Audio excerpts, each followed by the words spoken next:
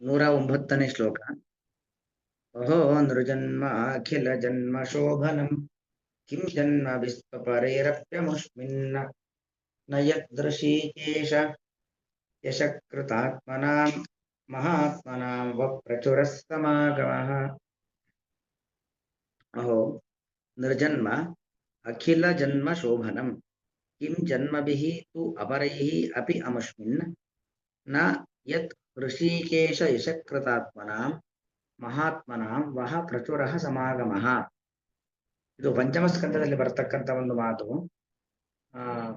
ಜಡಭರತನಿಗೂ ಮತ್ತು ರಘುಗಣ ರಾಜನಿಗೂ ನಡೆಯುವಂತ ಒಂದು ಸಂವಾದ, ಅಲ್ಲಿ ಬಂದಿರತಕ್ಕಂಥ ಮಾತು. ಅಲ್ಲಿಯ ಕೆಲವೊಂದು ಶ್ಲೋಕಗಳನ್ನ ಈಗಿಲ್ಲಿ ಸಂಗ್ರಹ ಮಾಡ್ತಾ ಇದ್ದಾರೆ. ಅಲ್ಲಿ ಏನಾಗಿದೆ, ಆ ಪಲ್ಲಕ್ಕಿಯನ್ನ ರಘುಗಣ ಒಬ್ಬ ರಾಜನಾಗಿರ್ತಕ್ಕಂಥ ರಘುಗಣನ ಪಲ್ಲಕ್ಕಿಯನ್ನ ಅನೇಕರು ಹೊತ್ತಿರ್ತಾರೆ. ಅದರಲ್ಲಿ ಒಬ್ಬ ಜಡಭರತ. ಜಡಭರತ ಯಾರು ಅಂತ ಹೇಳಿದ್ರೆ ಭರತ ವಂಶದಲ್ಲಿ ಬಂದಿರತಕ್ಕಂಥ ಒಬ್ಬ ಮಹಾತ್ಮ. ಅವನು ಹಿಂದಿನ ಜನ್ಮದಲ್ಲಿ ಜಿಂಕೆಯಾಗಿ ಹುಟ್ಟಿರ್ತಾನೆ. ಜಿಂಕೆಯ ಜನ್ಮವನ್ನ ಕಳೆದುಕೊಂಡ ನಂತರದಲ್ಲಿ ಒಬ್ಬ ಜಡ ಅಂದ್ರೆ ಒಬ್ಬ ನಿರ್ಜೀವ ವಸ್ತುವಿನಂತೆ ಇರ್ತಾನಷ್ಟೇ. ಯಾಕೆ, ಅವನಿಗೆ ಜಾತಿ ಸ್ಮೃತಿ ಇರುತ್ತೆ. ಹಿಂದಿನ ಜನ್ಮದ್ದೆಲ್ಲ ನೆನಪಿರುತ್ತೆ ಅವನಿಗೆ. ನಾನು ಹಿಂದೆ ಏನಾಗಿದ್ದೆ, ಹಿಂದೆ ಜಿಂಕೆ ಆಗಿದ್ದೆ, ಹಿಂದೆ ಜಿಂಕೆ ಯಾಕಾಗಿದ್ದೆ, ನನಗೆ ಯಾವ ತರ ವಿಷಯ ಪದಾರ್ಥಗಳ ಸಂಪರ್ಕವಾಯಿತು, ನನ್ನ ಸಾಧನೆ ಯಾವ ರೀತಿಯಲ್ಲಿ ಭಂಗವಾಯಿತು, ಇದೆಲ್ಲಾ ಜ್ಞಾನ ಅವನಿಗೆ ಇರುತ್ತೆ. ಆ ಒಂದು ಸಂದರ್ಭದಲ್ಲಿ ಅವನು ಒಂಥರ ಈ ಒಂದು ಪ್ರಕೃತಿಯಲ್ಲಿ ಪ್ರಾಕೃತ ಪ್ರಪಂಚದಲ್ಲಿ ಇದ್ರೂ ಕೂಡ ಈ ಪ್ರಾಕೃತ ಪ್ರಪಂಚದಲ್ಲಿ ಇಲ್ಲದವನಂತೆ ಇರ್ತಾನೆ. ಆ ಸಂದರ್ಭದಲ್ಲಿ ರಘುಗಣ ರಾಜ ಅವನ ಪಲ್ಲಕ್ಕಿ ಹೊರಲಿಕ್ಕೆ ಜನ ಇರೋದಿಲ್ಲ, ಇವನನ್ನು ತಂದಿರ್ತಾನೆ. ಇವನಿಗೆ ನಾನು ಪಲ್ಲಕ್ಕಿಯನ್ನು ಹೊತ್ತಿದ್ದೇನೆ, ಆ ಪಲ್ಲಕ್ಕಿ ರಾಜನ ಪಲ್ಲಕ್ಕಿ, ಇದು ಯಾವುದು ಕಲ್ಪನೆಯೇ ಇಲ್ಲ, ಕೇವಲ ಭಗವಂತನ ಆಲೋಚನೆಯಲ್ಲೇ ಇರ್ತಾನೆ ಜಡಭರತ. ಆಗ ಅವನನ್ನ ರಘುಗಣ ರಾಜ ತುಂಬಾ ನಿಂದನೆ ಮಾಡ್ತಾನೆ. ಆ ನಿಂದನೆ ಮಾಡಿದ ನಂತರದಲ್ಲಿ ಗೊತ್ತಾಗತ್ತೆ ಇವನೊಬ್ಬ ಮಹಾಜ್ಞಾನಿ ಅಂತ ಗೊತ್ತಾಗತ್ತೆ. ಆಗ ರಘುಗಣ ರಾಜ ಆ ಪಶ್ಚಾತ್ತಾಪದ ಮಾತುಗಳನ್ನು ಆಡ್ತಾನೆ, ಕ್ಷಮೆಯನ್ನ ಕೇಳ್ತಾನೆ ಅವನಲ್ಲಿ. ಅಲ್ಲಿ ಬಂದಿರತಕ್ಕಂಥ ಒಂದು ಮಾತು ಅಹೋ. ಅಹೋ ಅಂತ ಹೇಳಿದ್ರೆ ಎಂತ ಒಂದು ನನ್ನ ಯೋಗ, ಎಂತ ನನ್ನ ಭಾಗ್ಯ ಅಂತೀವಲ್ಲ, ಆ ಅರ್ಥದಲ್ಲಿ ಹೇಳ್ತಕ್ಕಂಥದ್ದು. ನೃಜನ್ಮ ಅಖಿಲ ಜನ್ಮ ಶೋಭನಂ. ಈ ಒಂದು ನೃಜನ್ಮ ಇದೆಯಲ್ಲ, ಮನುಷ್ಯ ಜನ್ಮ. ಅಂದ್ರು ಅಂದ್ರೆ ಮನುಷ್ಯನಾಗಿ ಹುಟ್ಟತಕ್ಕಂಥದ್ದೇನಿದೆ ಅದು ಅಖಿಲ ಜನ್ಮ ಶೋಭನಂ. ನಮ್ಗೆ ಎಷ್ಟೋ ಜನ್ಮ ಬಂದಿರುತ್ತೆ. ಆ ಎಲ್ಲಾ ಜನ್ಮಗಳಿಗಿಂತಲೂ ಕೂಡ ಇದು ಅತ್ಯಂತ ಶ್ರೇಷ್ಠಕರವಾಗಿರತಕ್ಕಂಥದ್ದು. ಯಾಕೆ, ಇಲ್ಲಿ ನಾವು ಜ್ಞಾನವನ್ನ ಪಡಿಲಿಕ್ಕಾಗತ್ತೆ, ಸಾಧನೆಯನ್ನ ಮಾಡ್ಲಿಕ್ಕಾಗತ್ತೆ. ಹಾಗಾಗಿ ಸಕಲ ಜನ್ಮಗಳಲ್ಲೂ ಕೂಡ, ಜನ್ಮ ಅಂದ್ರೆ ಹುಟ್ಟು, ಅನೇಕ ಹುಟ್ಟುಗಳಲ್ಲಿ ಮನುಷ್ಯನಾಗಿ ಹುಟ್ಟುವಂಥದ್ದೇನಿದೆ ಅದು ಅತ್ಯಂತ ಶ್ರೇಷ್ಠವಾಗಿರತಕ್ಕಂಥದ್ದು, ಅತ್ಯಂತ ಕಿರೀಟಪ್ರಾಯವಾಗಿರತಕ್ಕಂಥದ್ದು. ಕಿಂ ಜನ್ಮಭಿಹಿ ತು ಅಪರೈಹಿ ಅಮುಷ್ಮಿನ್ನ. ಅಪರೈಹಿ ಜನ್ಮಭಿಹಿ, ಇನ್ನು ಬೇರೆ ಬೇರೆ ಏನು ಕೇವಲ ಭೋಗಕ್ಕೋಸ್ಕರವಾಗಿ ಬರತಕ್ಕಂಥದ್ದು. ಪ್ರಾಣಿಗಳು ಅಂತೀವಿ, ಕೇವಲ ಪ್ರಾಣವನ್ನ ಧಾರಣೆ ಮಾಡೋದೇ ಕೆಲಸ, ಅದ್ ಬಿಟ್ಟು ಮತ್ತೆ ಯಾವುದೇ ರೀತಿಯಾಗಿರ್ತಕ್ಕಂಥ ಕೆಲಸ ಇರೋದಿಲ್ಲ. ಹಾಗೆ ಕೇವಲ ಏನೋ ಒಂದು ಪ್ರಾಣಿ ಜನ್ಮ ಇತ್ಯಾದಿಗಳು ಬರುತ್ತೆ, ಅಲ್ಲಿ ಆಹಾರ ಸ್ವೀಕಾರ, ಇಲ್ಲ ಒಂದ್ ಕಡೆ ಮಲಗೋದು, ಸಂತಾನೋತ್ಪತ್ತಿ ಮಾಡೋದು, ಇಷ್ಟರಲ್ಲೇ ಜೀವನ ಕಳೆದು ಹೋಗ್ಬಿಡತ್ತೆ. ಹಾಗಾಗಿ ಆ ಅಪರ ಜನ್ಮಗಳಿಂದಾಗಿ ಅಂದ್ರೆ ಅತ್ಯಂತ ತುಚ್ಛವಾಗಿರ್ತಕ್ಕಂತಹ ಬೇರೆ ಜನ್ಮಗಳಿಂದ ನಮಗೇನ್ ಪ್ರಯೋಜನ? ಕಿಂ ಅಪರೈಹಿ ಜನ್ಮಭಿಹಿ, ಬೇರೆ ಜನ್ಮಗಳಿಂದ ನಮಗೆ ಕಿಂ ಕಿಂ ಪ್ರಯೋಜನ? ಅಮುಷ್ಮಿನ್. ಯಾಕೆ, ಈ ಜನ್ಮ ಇದೆಯಲ್ಲ ಮನುಷ್ಯ ಜನ್ಮ, ಈ ಜನ್ಮ ಅಮುಷ್ಮಿನ್ ಅಂದ್ರೆ ಈ ಜನ್ಮದಲ್ಲಿ ಎಂದರ್ಥ. ಈ ಮನುಷ್ಯ ಜನ್ಮದಲ್ಲಿ ಆಗ್ಬೇಕಾದ್ರೆ ನಾವು ಅನೇಕ ರೀತಿಯಲ್ಲಿ ಸಾಧನೆ ಮಾಡ್ಬೋದು. ಇನ್ನು ಈ ಮನುಷ್ಯ ಜನ್ಮ ಎಂತಕ್ಕಂಥದ್ದು ಸಕಲ ಜನ್ಮಗಳಿಗಿಂತಲೂ ಕೂಡ ಶ್ರೇಷ್ಠವಾದದ್ದು, ಅತಿ ಉತ್ಕೃಷ್ಟವಾಗಿರ್ತಕ್ಕಂಥ ಜನ್ಮ. ಆದ್ರೆ ಈ ಜನ್ಮವನ್ನು ಪಡೆದು ಯಾರು ಕೇವಲ ಲೌಕಿಕ ವಿಚಾರಗಳಲ್ಲೇ ಇದು ಬಿಡ್ತಾರೋ, ಭಗವಂತನ ಪಾದಾರವಿಂದಗಳಲ್ಲಿ ಭಕ್ತಿಯನ್ನ ಮಾಡೋದಿಲ್ವೋ ಅಂತವನ ಜನ್ಮ ಅದು ವ್ಯರ್ಥವಾಗಿರತಕ್ಕಂಥದ್ದು. ನ ಯತ್ ಋಷಿಕೇಶ ಯಶಕೃತಾತ್ಮನ ಮಹಾತ್ಮನ ಮಹ ಪ್ರಚುರ ಸಮಾಗಮ. ಅಂದ್ರೆ ಒಂದು ಇಲ್ಲಿ ಈ ಜನ್ಮ ಪಡೆದ ಮೇಲೆ ಮಹಾತ್ಮರ ಸಮಾಗಮ ಆಗ್ಬೇಕು. ಮಹಾತ್ಮರ ಸಮಾಗಮ ಆಗಿ ಅದು ಒಂದ್ ಬಾರಿ ಅಲ್ಲ, ಪ್ರಚುರ ಸಮಾಗಮ, ಮತ್ತೆ ಮತ್ತೆ ಮಹಾತ್ಮರ ಸಮಾಗಮ ಆಗ್ತಾ ಇರಬೇಕು. ಮಹಾತ್ಮರಿಂದ ನಾವು ಜ್ಞಾನೋಪದೇಶವನ್ನ ಪಡಿತಾ ಇರಬೇಕು. ಅಂದ್ರೆ ಮಾತ್ರ ಈ ಜನ್ಮ ಏನಾಗತ್ತೆ, ಅಖಿಲ ಜನ್ಮ ಶೋಭನಂ, ಸಕಲ ಜನ್ಮಗಳಲ್ಲೂ ಕೂಡ ಕಿರೀಟಪ್ರಾಯವಾಗಿರ್ತಕ್ಕಂಥ ಒಂದು ಉತ್ತಮವಾದ ಜನ್ಮ ಅಂತ ಕರೆಸ್ಕೊಳ್ಳುತ್ತೆ. ಇಲ್ಲೇ ಹೋದ್ರೆ ಆ ಜನ್ಮ ಅದು ವ್ಯರ್ಥವಾಗಿರ್ತಕ್ಕಂಥದ್ದು. ಋಷಿಕೇಶ ಯಶಕೃತಾತ್ಮನಾಂ ಮಹಾತ್ಮನಾಂ. ಋಷಿಕೇಶ ಅಂದ್ರೆ ಯಾರು? ಭಗವಂತ. ಯಾಕೆ ಋಷಿಕ ಅಂದ್ರೆ ಇಂದ್ರಿಯಗಳು, ಈಶ ಅಂದ್ರೆ ಒಡೆಯ, ನಮ್ಮೆಲ್ಲರ ಇಂದ್ರಿಯಗಳ ಸ್ವಾಮಿ, ನಮ್ಮೆಲ್ಲರ ಇಂದ್ರಿಯ ಪ್ರೇರೇಪಕನಾಗಿರ್ತಕ್ಕಂಥ ಭಗವಂತ. ಅವನ ಯಶಕೃತಾತ್ಮನ, ಅವನ ಯಶಸ್ಸನ್ನ ಕೃತಾತ್ಮನ, ಯಶಸ್ಸನ್ನ ಕೃತಾತ್ಮರು ಅಂತ ಹೇಳಿದ್ರೆ ನಮ್ಮ ಮನಸ್ಸಿನಲ್ಲಿ, ಆತ್ಮಶಬ್ದಕ್ಕೆ ಮನಸ್ಸು ಅಂತ ಅರ್ಥ, ನಮ್ಮ ಮನಸ್ಸಿನಲ್ಲಿ ಭಗವಂತನ ಯಶಸ್ಸುಗಳನ್ನ ಇಟ್ಟುಕೊಂಡವರು ಅಂದ್ರೆ ನಿರಂತರವಾಗಿ ಭಗವಂತನ ರಾಮ ಕೃಷ್ಣ ವೇದವ್ಯಾಸಾದಿ ರೂಪಗಳಿಂದ ಮಾಡಿರ್ತಕ್ಕಂಥ ಅವತಾರ ಲೀಲೆಗಳನ್ನ ಯಾರು ಆಲೋಚನೆ ಮಾಡ್ತಾ ಇರ್ತಾರೋ ಅವರು ಅಂತ ಅರ್ಥ. ಈಗ ಯಶಕೃತಾತ್ಮನ ಮಹಾತ್ಮನ, ಮಹಾತ್ಮನಿಗೆ ವಿಶೇಷಣ ಅದು. ಋಷಿಕೇಶ ಯಶಕೃತಾತ್ಮ, ಮಹಾತ್ಮರು ಅಂದ್ರೆ ಯಾರು?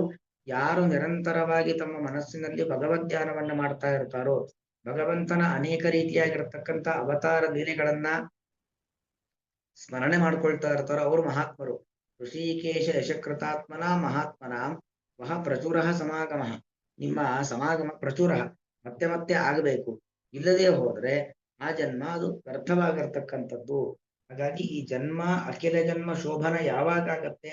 ಸಕಲ ಜನ್ಮಗಳಿಗಿಂತಲೂ ಕೂಡ ಅತ್ಯುತ್ಕೃಷ್ಟವಾದ ಜನ್ಮ ಅಂತ ಯಾವಾಗ ಕರೆಸ್ಕೊಳ್ಳತ್ತೆ ಅಂದ್ರೆ ಮಹಾತ್ಮರ ಸಮಾಗಮವಾಗಿ ಮಹಾತ್ಮರಿಂದ ನಾವು ಒಂದಷ್ಟು ತತ್ವೋಪದೇಶವನ್ನ ಪಡೆದ್ರೆ ಮಾತ್ರ ಈ ಜನ್ಮ ನಿಜವಾಗಿ ಸಾರ್ಥಕ.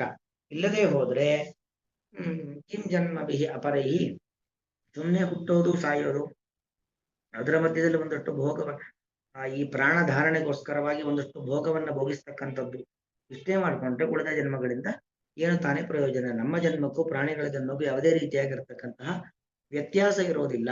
ಹಾಗಾಗಿ ಈ ಮನುಷ್ಯ ಜನ್ಮ ಅತ್ಯಂತ ದುರ್ಲಭವಾದದ್ದು. ಆ ದುರ್ಲಭವಾದ ಮನುಷ್ಯ ಜನ್ಮದಲ್ಲಿ ಆ ಮಹಾತ್ಮರ ಸಮಾಗಮವಾದರೆ ಮಾತ್ರ ಅದು ಸಾರ್ಥಕವಾಗತ್ತೆ ಅನ್ನೋದನ್ನ ರಘುಗಣ ರಾಜ ಆ ಜಡಭರತನ ಮುಂದೆ ಪಶ್ಚಾತ್ತಾಪವನ್ನು ಪಡ್ತಕ್ಕಂಥ ಸಂದರ್ಭದಲ್ಲಿ ಆಡುವಂತ ಒಂದು ಮಾತು.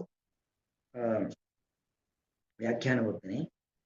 ತದೇವಂ ಪ್ರಣಾಳಿಕಯ ಬಹುಕಾಲೀನಸ್ಯ ಏವ ಮಹತ್ ಸಮಾಗಮಸ್ಯ ಸ್ವಪುರುಷಾರ್ಥ ಸಾಧನತೆಯ ತತ್ರೈವ ಆದರೇಣ ಭಾವ್ಯಂ ಇತಿ ಜ್ಞಾಪಯಿತುಂ ಯಸ್ಮಿನ್ ದೇಹೇ ಮಹತಾಂ ಪ್ರಚುರಃ ಸಮಾಗಮಃ ಭವತಿ ಸಹ ಏವ ಜನ್ಮ ಸಹ ಏವ ಸರ್ವಜನ್ಮಸು ವರಿಷ್ಠಃ. ನೋಡಿ, ಇಷ್ಟೊತ್ತು ಏನು ಹೇಳುತ್ತೆ? ತದೇವಂ ಪ್ರಣಾಳಿಕೆಯ, ಪ್ರಣಾಳಿಕ ಅಂದ್ರೆ ಇಷ್ಟೊತ್ತು ನಡೆದಂತ ಒಂದು ವಿಚಾರ, ಇಷ್ಟೊತ್ತು ಪ್ರಸ್ತುತಪಡಿಸಿರ್ತಕ್ಕಂಥ ವಿಷಯದ ಘಟ್ಟ. ಅಲ್ಲಿ ಬಹುಕಾಲೀನಸ್ಯೇವ ಮಹತ್ ಸಮಾಗಮಸ್ಯ, ಬಹುಕಾಲೀನ ಮಹತ್ ಸಮಾಗಮ, ಅನೇಕ ಕಾಲದಲ್ಲಿ ಆಗಿರ್ತಕ್ಕಂಥ ಮಹಾತ್ಮರ ಸಮಾಗಮ, ಆ ಸಮಾಗಮ ಸ್ವಪುರುಷಾರ್ಥ ಸಾಧನತೆಯ ಅಂದ್ರೆ ನಮಗೆ ಪುರುಷಾರ್ಥ ಸಾಧಕ, ಪುರುಷಾರ್ಥ ಅಂದ್ರೆ ಮೋಕ್ಷ, ಮೋಕ್ಷ ಸಾಧಕವಾಗುತ್ತದೆ. ಹಾಗಾಗಿ ತತ್ರೈವ ಆಧಾರೇಣ ಭಾವ್ಯಂ, ಅಂತ ಮಹಾತ್ಮರ ಸಮಾಗಮ ನಮಗಾಗ್ಲಿ ಅಂತಕ್ಕಂಥ ಒಂದು ಆಧಾರ, ಆ ಪ್ರೀತಿ ವಿಶ್ವಾಸ ಅದು ನಮ್ಮಲ್ಲಿರಬೇಕು. ಇತಿ ಜ್ಞಾಪಯಿತು, ಇದನ್ನು ತೋರಿಸ್ಕೊಡ್ಲಿಕ್ಕೋಸ್ಕರವಾಗಿ ಯಸ್ಮಿನ್ ದೇಹೆ,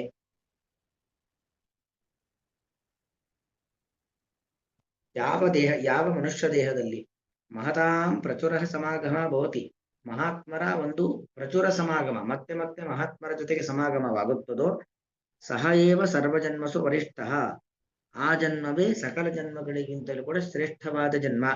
ಇತಿ ಸ್ತೌತಿ, ಹೀಗೆ ಸ್ತೋತ್ರ ಮಾಡ್ತಾ ಇದ್ದಾರೆ. ಅಹೋ ಇತಿ ಯತ್ ಯದಿ, ನೋಡಿ, ಯತ್ ಋಷಿಕೇಶ ಯಶಕೃತಾತ್ಮನ, ಯತ್ ಅಂದ್ರೆ ಯಾವ ಅಂತ ಒಂದು ಅರ್ಥ, ಅಥವಾ ಇನ್ನು ಇಲ್ಲಿ ಪ್ರತ್ಯೇಕ ಯತ್ ಯದಿ, ಒಂದು ವೇಳೆ ಋಷಿಕೇಶ ಯಶಕೃತಾತ್ಮನ, ಋಷಿಕೇಶಸ್ಯ ಯಶಸ್ಸಿ ಸ್ಥಾಪಿತ ಮನಸಾಂ ಅಂದ್ರೆ ಭಗವಂತನ ಯಶಸ್ಸು, ಒಂದು ವೇಳೆ ಭಗವಂತನ ಯಶಸ್ಸುಗಳು ರಾಮಕೃಷ್ಣ ಪರಶುರಾಮಾದಿ ಅವತಾರಗಳಲ್ಲಿ ಮಾಡಿರ್ತಕ್ಕಂಥ ಅವತಾರ ಲೀಲೆಗಳು ಅದೊಂದು ಯಶಸ್ಸು.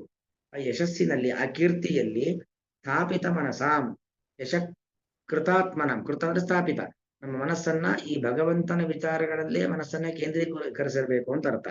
ಅಂತಹ ವಹ ಪ್ರಚುರ ಸಮಾಗಮ, ನಿಮ್ಮ ಮತ್ತೆ ಮತ್ತೆ ಸಮಾಗಮ ಆಗತ್ತೋ ತರ್ಹಿ ಏವ, ಆಗಾಲೇ ಏತದೇವ, ಈ ಒಂದು ಮನುಷ್ಯ ಜನ್ಮ, ಏತದೇವ ನೃಜನ್ಮ, ಈ ಮನುಷ್ಯ ಜನ್ಮ ಅಖಿಲ ಜನ್ಮ ಶೋಭನಂ, ಸಕಲ ಜನ್ಮಗಳಿಗಿಂತಲೂ ಕೂಡ ವರಿಷ್ಠಂ, ವರಿಷ್ಠ ಶ್ರೇಷ್ಠವಾದದ್ದು. ಅಪರೈಹಿ ಜನ್ಮವಿಸ್ತು ಕಿಂ ಪ್ರಯೋಜನಂ, ಮನುಷ್ಯ ಜನ್ಮ ಬಂದು ನಮಗೆ ಮಹಾತ್ಮರ ಸಮಾಗಮವಾಗಿಲ್ಲ ಆದ್ರೆ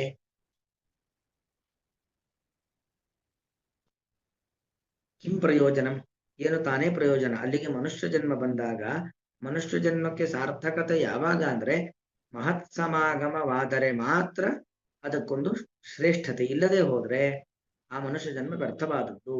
ಯಾಕಂದ್ರೆ ಆ ಇದು ಯೋಗ ಎಲ್ಲರಿಗೂ ಸಿಗುವಂತದ್ದಲ್ಲ. ಎಷ್ಟೋ ಜನರಿಗೆ ತುಂಬಾ ಹತ್ತಿರದಲ್ಲೇ ಜ್ಞಾನಿಗಳು ಇರ್ತಾರೆ, ಆದ್ರೆ ಜ್ಞಾನಿಗಳಿಂದ ಉಪದೇಶವನ್ನ ಪಡೆತಕ್ಕಂತ ಭಾಗ್ಯ ಸಿಕ್ಕಿರೋದಿಲ್ಲ ಅಲ್ವಾ.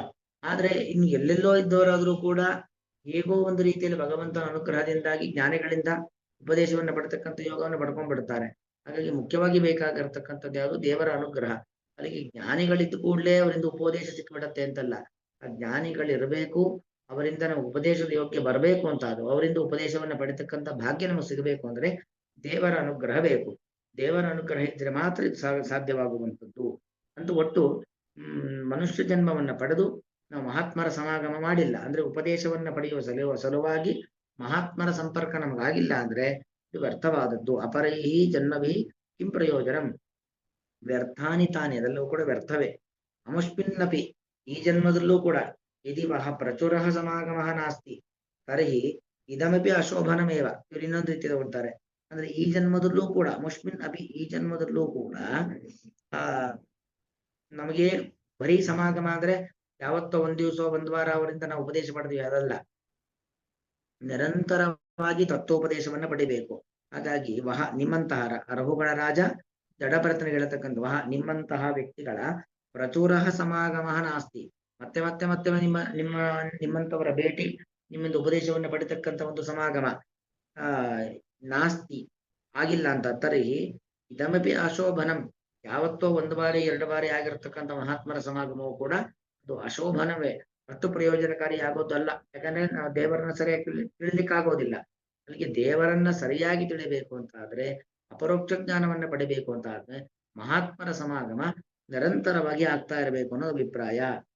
ಯದಿ ಚ ಏವಂಪಿ ಇದಂ ಶೋಭನಂ ಇತ್ಯುಚ್ಯತೆ ತರ್ಹಿ ಕೇವಲಂ ತತ್ರ ಭವತಾಂ ಪ್ರದ್ವೇಷ ಏವ ಮೂಲಂ ದೃಶ್ಯತೆ. ಒಂದು ವೇಳೆ ಸುಮ್ನೆ ಮನುಷ್ಯ ಜನ್ಮ ಮಹಾತ್ಮರ ಸಮಾಗಮವಾಗದ ಮನುಷ್ಯ ಜನ್ಮವನ್ನು ಕೂಡ ಶ್ರೇಷ್ಠ ಜನ್ಮ ಅಂತ ಹೇಳ್ಕೊಂಡು ತಿರುಗಾಡ್ತೀವಿ ಅಂತ ಆದ್ರೆ, ಯದಿಚ ಏವಮಪಿ, ಏವಮಪಿ ಅಂದ್ರೆ ಏನೋ ಮನುಷ್ಯ ಜನ್ಮ ಬಂದಿದೆ ಆದ್ರೆ ಮಹಾತ್ಮರ ಸಮಾಗಮವಾಗಿಲ್ಲ, ಮಹಾತ್ಮರ ಸಮಾಗಮವಾಗದ ಮನುಷ್ಯರ ಜನ್ಮವನ್ನ ಶೋಭನವಿತ್ಯುಚ್ಯತೆ, ಅದನ್ನು ಕೂಡ ಶ್ರೇಷ್ಠ ಉತ್ತಮ ಅಂತ ಹೇಳ್ತೀರೋ, ತರ್ಹಿ ಕೇವಲಂ ತತ್ರ ಭವತಾಂ ಪ್ರದ್ವೇಷ ಏವ ಮೂಲಂ, ನಿಮಗೆ ಕೇವಲ ದ್ವೇಷ ಅಂದ್ರೆ ಏನು, ಆ ವ್ಯಕ್ತಿ ಉದ್ಧಾರ ಆಗಬಾರದು. ಯಾಕಂದ್ರೆ ಅವನಿಗೆ ಮಹಾತ್ಮರ ಸಮಾಗಮವಾಗದೆ ಒಬ್ಬನನ್ನು ಹೊಗಳ್ತಾ ಇದ್ದೀರಾ, ನಿಮ್ಮ ಜನ್ಮ ಸಾರ್ಥಕವಾಯಿತು, ನೀವು ದೊಡ್ಡ ಏನು ಸಾಧನೆ ಮಾಡಿದ್ದೀರಾ ಅಂತ ಹೊಗಳ್ತೀರಾ ಅಂತ ಆದ್ರೆ ನಿಮಗೆ ಅವ್ರ ಮೇಲೆ ಇರ್ತಕ್ಕಂಥ ದ್ವೇಷ. ಯಾಕಂದ್ರೆ ನಿಮಗೆ ನಿಜವಾಗ್ಲೂ ಅವ್ರ ಮೇಲೆ ಪ್ರೀತಿ ವಾತ್ಸಲ್ಯ ಇತ್ತು ಅಂತ ಆದ್ರೆ ಮಹಾತ್ಮರ ಸಮಾಗಮವಾಗುವಂತೆ ಮಾಡ್ತೀರಾ. ಮಹಾತ್ಮರ ಸಮಾಗಮ ನಿರಂತರವಾಗುವಂತೆ ಆ ವ್ಯಕ್ತಿಗಳಿಗೆ ಮಾಡಿ ಆಗ ಆ ಜನ್ಮವನ್ನ ಶೋಭನ ಅಂತ ತಗೊಳ್ತೀರಾ. ಮಹತ್ ಸಮಾಗಮವಾಗದೆ ಆ ಜನ್ಮವನ್ನ ಅಖಿಲ ಜನ್ಮ ಶೋಭನ ಅಂತ ಅಂಗೀಕಾರ ಮಾಡ್ತೀರಾ ಅಂತ ಆದ್ರೆ ನಿಮಗೆ ನೀವು ನಿಮ್ಮನ್ನೇ ಆತರ ಅನ್ಕೊಂತಿದ್ರೆ ನಿಮ್ಮ ಮೇಲೆ ದ್ವೇಷ, ಅಥವಾ ಮತ್ತೊಬ್ಬರನ್ನ ಹಾಗೆ ಮಹತ್ ಸಮಾಗಮವಾಗದ ಮತ್ತೊಬ್ಬ ವ್ಯಕ್ತಿಯನ್ನ ಅವನ ಜನ್ಮ ಶ್ರೇಷ್ಠ ಅಂತ ಹೊಗಳುತ್ತಿದ್ದೀರಾ ಅಂತ ಆದ್ರೆ ಅವನ ಮೇಲೆ ದ್ವೇಷ ಅಂತ ಅರ್ಥ. ಯದಿ ಚ ಏವಮಪಿ ಇದಂ ಶೋಭನಂ, ಏವಮಪಿ ಮಹತ್ ಸಮಾಗಮವಿಲ್ಲದೇನೆ ಇದಂ ಶೋಭನಮಿತ್ಯುಚ್ಯತೆ ತರ್ಹಿ ಕೇವಲಂ ತತ್ರ ಭವತಾಂ, ತತ್ರ ತಸ್ಮಿನ್ ವಿಷಯ ಅಥವಾ ತಸ್ಮಿನ್ ಪುರುಷೆ, ಆ ಪುರುಷನಲ್ಲಿ ಭವತಾಂ ಪ್ರದ್ವೇಷ ಏವ ಮೂಲಂ ದೃಶ್ಯತೆ, ಅವನಲ್ಲಿ ಇರ್ತಕ್ಕಂಥ ದ್ವೇಷ, ದ್ವೇಷದಿಂದ ಹೊಗಳ್ತಾ ಇದ್ದೀರಾ ಹೊರತು ಅವನ ಮೇಲೆ ಪ್ರೀತಿಯಿಂದ ಕಾಳಜಿಯಿಂದ ಅಲ್ಲ.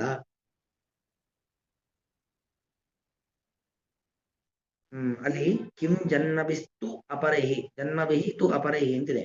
ತು ಇತೋಪಿ ವಿಶೇಷೇಣ ಅಪರೈಹಿ ಜನ್ಮಭಿಹಿ ಕಿಂ ಅಪರಾಧಂ ಅಹೋ, ಇತೋಪಿ ವಿಶೇಷೇಣ ಅಪರೈಹಿ ಜನ್ಮಭಿಹಿ ಕಿಂ ಅಪರಾಧಂ ಅಂದ್ರೆ ಇದೇ ದೊಡ್ಡ ಅಪರಾಧ, ಇದಕ್ಕಿಂತ ಮತ್ಯಾವ ಅಪರಾಧ ಅಂದ್ರೆ ಏನು, ಇಂತಹ ಜನ್ಮ ಮಹಾತ್ಮರ ಸಮಾಗಮ ಆಗ್ತಕ್ಕಂಥ ಜನ್ಮ ಅದು ಒಳ್ಳೆ ಜನ್ಮ. ಮಹಾತ್ಮರ ಸಮಾಗಮವಾಗದೇ ಇರತಕ್ಕಂಥ ಜನ್ಮ ಇದೆಯಲ್ಲ, ಅಲ್ಲಿ ಆ ವ್ಯಕ್ತಿಗಳದ್ದು ದೊಡ್ಡ ಅಪರಾಧ. ಇನ್ನೇನು ಅಪರಾಧ ಮಾಡ್ಬೇಕು ಅವರು, ಮನುಷ್ಯನಾಗಿ ಹುಟ್ಟಿ ಮಹತ್ ಸಮಾಗಮವನ್ನ ಮಾಡಲೇಬೇಕು, ಮಹಾತ್ಮರಿಂದ ಉಪದೇಶವನ್ನ ಪಡಲೇಬೇಕು.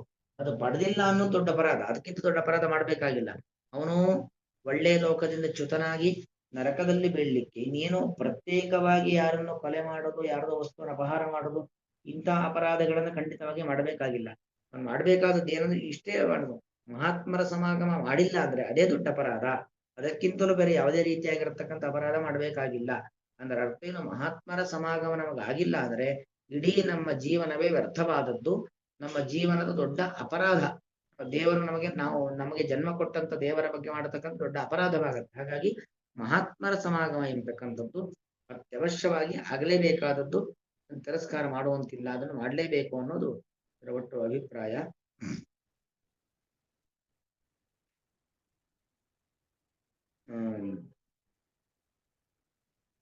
ಅಹೋ ಅಂದ್ರೆ ಸಂತೋಷವು, ದೃಜನ್ಮ ಅಖಿಲ ಜನ್ಮ ಶೋಭನಂ, ಮನುಷ್ಯರ ಜನ್ಮವು ಸಕಲ ಮನುಷ್ಯರ ಜನ್ಮ ಅಂದ್ರೆ ಮಹಾತ್ಮರ ಜೊತೆಗೆ ಸಮಾಗಮವಾದಂತ ಮನುಷ್ಯರ ಜನ್ಮವು ಅಖಿಲ ಜನ್ಮ ಶೋಭನಂ, ಉಳಿದೆಲ್ಲಾ ಹುಟ್ಟುಗಳಿಗಿಂತಲೂ ಕೂಡ ಜನ್ಮಗಳಿಗಿಂತಲೂ ಕೂಡ ಶೋಭನಪ್ರಾಯವಾದದ್ದು. ಅಮುಷ್ಮಿನ್ ಅಪಿ, ಅಮುಷ್ಮಿನ್ ಅಪಿ ಈ ಮನುಷ್ಯ ಜನ್ಮ ಬಂದರೂ ಕೂಡ ಯತು ಯತು ಅಂದ್ರೆ ಅಥವಾ ಯದಿ ಒಂದು ವೇಳೆ ಋಷಿಕೇಶ ಯಶಕೃತಾತ್ಮನ ಮಹಾತ್ಮನಾಂ, ಭಗವಂತನ ಶ್ರೇಷ್ಠವಾದ ಕೀರ್ತಿಯನ್ನು ಮನಸ್ಸಿನಲ್ಲಿ ಧರಿಸಿರ್ತಕ್ಕಂತಹ ಮಹಾತ್ಮರ ನ ಅಂದ್ರೇನು, ಅವರ ಸಂಪರ್ಕವಾಗದೆ ಹೋದ್ರೆ ಅದು ಶೋಭನವಲ್ಲ ಅಂತ ಅರ್ಥ. ಇನ್ನು ಯಾವಾಗ ಶೋಭನ ಅಂದ್ರೆ ವಹ ನಿಮ್ಮಂತಹ ಪ್ರಚುರ ಸಮಾಗಮ, ಮತ್ತೆ ಮತ್ತೆ ಸಮಾಗಮವಾಗ್ತಾ ಇದೆಯೋ ಅದು ಶೋಭನಂ, ಅಖಿಲ ಜನ್ಮ ಶೋಭನಂ, ಎಲ್ಲಾ ಜನ್ಮಗಳಿಗಿಂತ ಕೂಡ ಇಂಥ ಮನುಷ್ಯ ಜನ್ಮ ಶ್ರೇಷ್ಠವಾಗುತ್ತೆ. ಕಿಂ ಜನ್ಮಭಿಹಿ ಅಪರೈಹಿ ಅಂದ್ರೆ ಅಪರೈಹಿ ಜನ್ಮಭಿಹಿ, ಬೇರೆ ಜನ್ಮಗಳಿಂದ ಕಿಂ ಏನು ತಾನೇ ಅಪರಾಧ ಮಾಡಲ್ಪಟ್ಟಿದೆ ಅಂದ್ರೇನು, ಮಹಾತ್ಮರ ಸಮಾಗಮವಾಗದ ಜನ್ಮ ಇದೆಯಲ್ಲ ಅದು ಅತ್ಯಂತ ಅಪರಾಧವನ್ನ ಮಾಡಿರ್ತಕ್ಕಂಥ ಜನ್ಮ. ಅದಕ್ಕಿಂತಲೂ ಒಂದು ಅಪರಾಧ ಮತ್ತೊಂದು ಬೇಕಾಗಿಲ್ಲ, ಮಹಾತ್ಮರ ಸಮಾಗಮವಾಗಿಲ್ಲ, ಮನುಷ್ಯ ಜನ್ಮ ಬಂದು ಮಹಾತ್ಮರ ಸಮಾಗಮವಾಗಿಲ್ಲ ಅನ್ನೋದೇ ದೊಡ್ಡ ಅಪರಾಧ. ಅದಕ್ಕಿಂತಲೂ ಮತ್ತೇನು ಅಪರಾಧ ಮಾಡಬೇಕು, ಬರೀ ಏನು ಮಾಡ್ಲೇಬೇಕಾಗಿಲ್ಲ, ಅದು ದೊಡ್ಡ ನರಕಪ್ರದವಾದದ್ದು.